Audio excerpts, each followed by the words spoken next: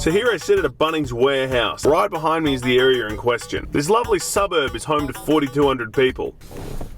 I reckon about a quarter of them live back there.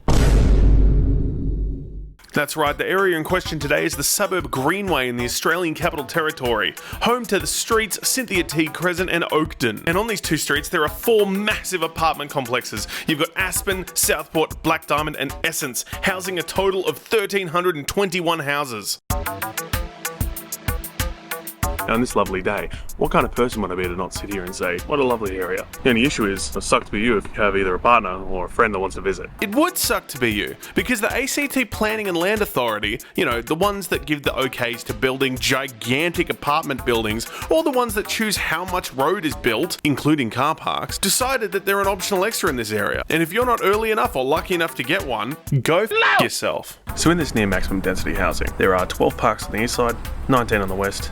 Now I got it wrong here, the centre has 27, not 25. I say 25, it should have been 27. Now, those are all free parks. At insult to injury, there is another 63 parks that are available to the public that charge from the moment you enter in the Wilson car park. Now just for reference, the Google satellite image I've downloaded does not have that on it yet. However, the Wilson car park would be found right about here, underneath what would be a giant grotesque building. This is a deconstruction of the lack of foresight to see what happens when you put 5 million people in one spot and give them 20 parks. Obviously an exaggeration on both parts, but when you put 1,000 new people in here and less than 100 parks for free, this is what you end up with. Keen observers may have noticed in one of the opening B-rolls that there was a cafe here. Even their own press shots show this place is absolutely bumping. Maybe they caught a bus. Or maybe they parked in this gigantic car park that's for Bunnings. So on top of all of the shitty parking, or at least the parking that is available over there, the parks themselves are not inherently shitty. It's just an entirely shitty situation. The only other place you've got to park is here in the Bunnings car park. The Bunnings car park is managed by Parking Enforcement Services. You have 2 hours